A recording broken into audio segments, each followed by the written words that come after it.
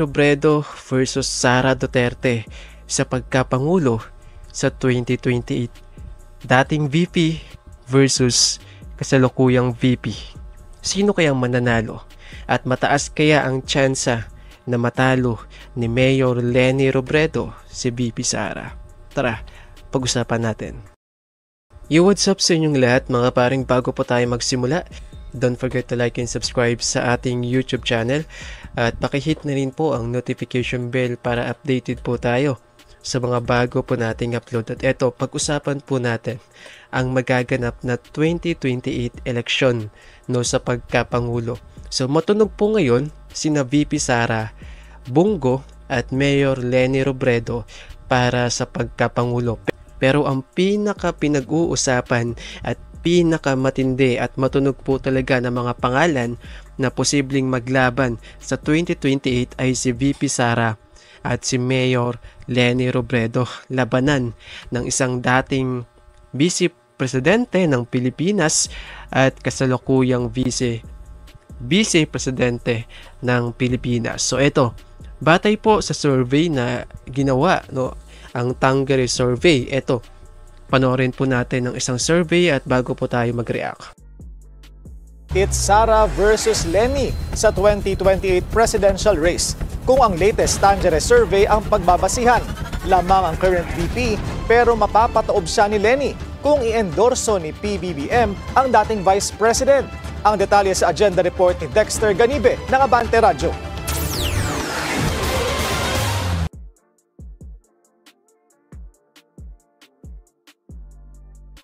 Okay, bago po tayo magpatuloy, so sabi doon, lamang daw sa survey si VP Sara, pero kayang talunin kapag inendorso ni Pangulong Marcos itong si Mayor Leni Robredo. Well, aminin man po kasi natin o hindi, napakarami pa rin po ang mga taga-suporta ng mga Marcos.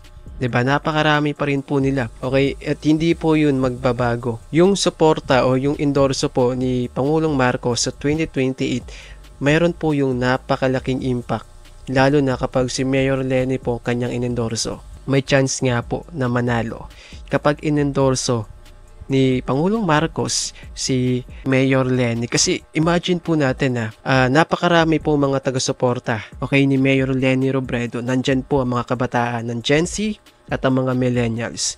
Ang mga Gen Z po ay binubuo ng mahigit 18 million na mga botante. Ang mga millennials naman po ay nasa mahigit 23 million na mga botante. So imagine po natin, pag nagsama, pag nagkaisa po yung mga yan, kayang-kaya pong ipanalo si Mayor Leni Robredo.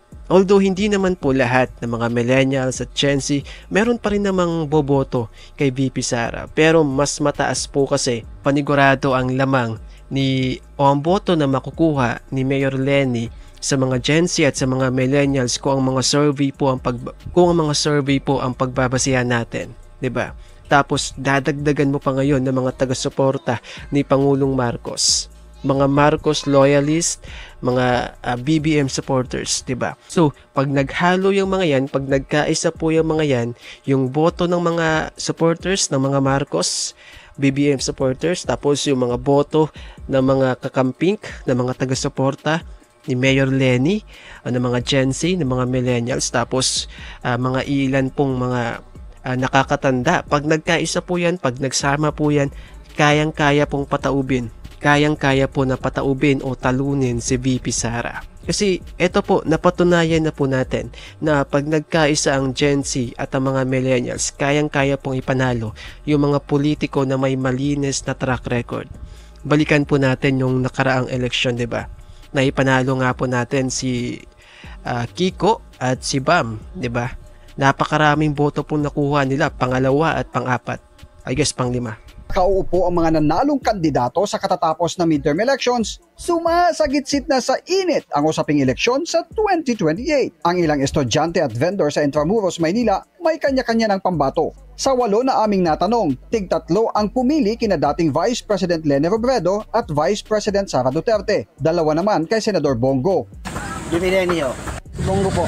Vice President Sara.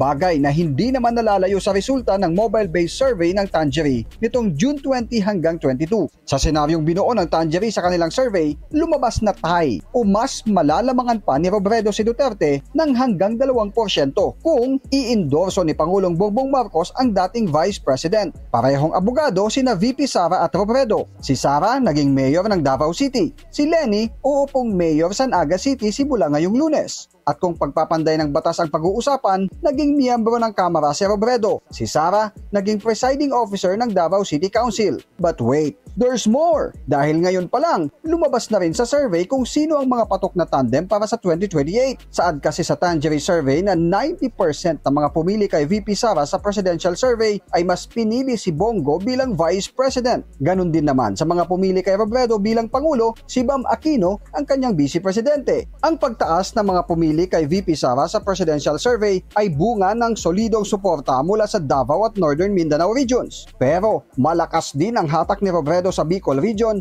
Metro Manila at Calabarzon. Pero teka, meron pa. Natukoy ng Tangery survey si Senador Go bilang wild card sa pagkapangulo. Sa mga pumili sa kanya bilang presidente, 51% dito ang nagsabing si Duterte ang kanilang second choice. At kung di naman tatakbo si Go sa pagkapangulo, 45% ang nagsabing si Robredo ang kanilang alternatibo. Ang survey ay non-commissioned, ibig sabihin, kusang isinagawa ito ng survey firm. Sa 2,000 respondents, 12% dito ay mga taga Metro Manila, 23% ay mga Ilocano mula sa Northern Luzon, 22% mula sa Southern Luzon, 20% mula sa Visayas, at 23% naman mula sa Mindanao. Para sa Kapit po kasi ng 2028, ang ilan po sa mga issue malamang na ibubukol o ipupukol laban kay VP Sara ay ang mga issue nga po niya sa corruption, 'di ba?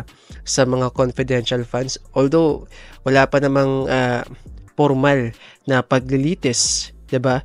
Para mapatunayan kung siya ba ay guilty o not guilty, pero kung sakali man po na maibasura ang impeachment case laban kay VP Sara, yung mga issue po laban sa kanya ay gagamitin po yan pagsapit ng 2028. Panigurado. Gagamitin po yan laban sa kanya. Kaya nga mas maganda nga po na harapin niya yung impeachment case laban nga po sa kanya, maituloy ang impeachment trial para mapatunayan kung siya ba ay inosente o hindi.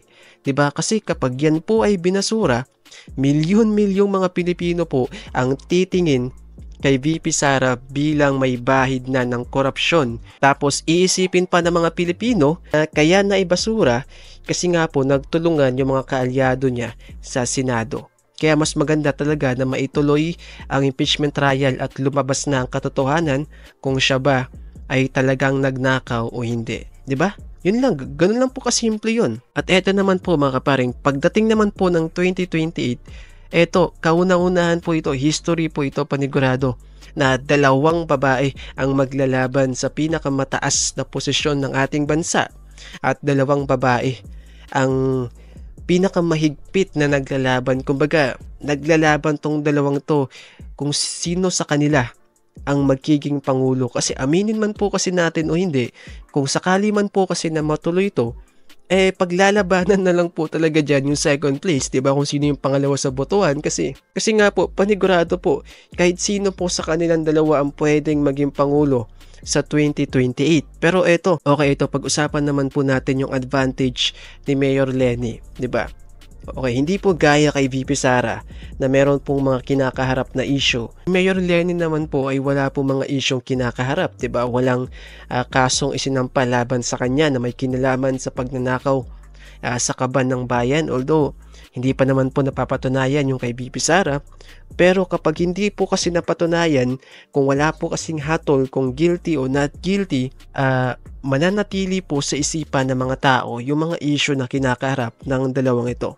Okay, ito, pag-usapan naman po natin. Nakita po natin doon sa survey na 35% si Sara, si VP Sara, kumpara sa 19%. Pero pwede pa raw po itong tumaas. Okay, depende po. Malay po natin, pagsapit ng 2028, baka dikit na. At isa pa, wag din po tayo masyadong mag-rely sa mga survey, 'di ba? Di ko po sinasabi na fake yung mga survey, pero minsan po kasi yung mga survey hindi po kasi accurate, 'di ba? Okay, itulad po natin kay Bam at kay Kiko. Batay po sa mga survey, nasa pang-siyam lamang si Kiko o labas po ng top 12 palagi. 'Di ba? Si Bam nasa laging top 16, top 17, pero pagdating po ng actual na botohan, pong top 2 si Bam, top 5 o I guess top 4 si Kiko. So wag po tayo masyadong maniwala o mag-rely sa mga survey na ito po ay accurate na mangyayari po, kasi hindi po yan. Nagbabago po yan, depende po yan, 'di ba? At isa pa, yung mga respondents po kasi dito, hindi naman lahat So, hindi naman po lahat. So, hindi po siya gaanong ka-accurate. Pwede po siyang magbago. So, yun lamang po. Mga kaparing, bago po tayo magtapos, don't forget to like and subscribe. Bye!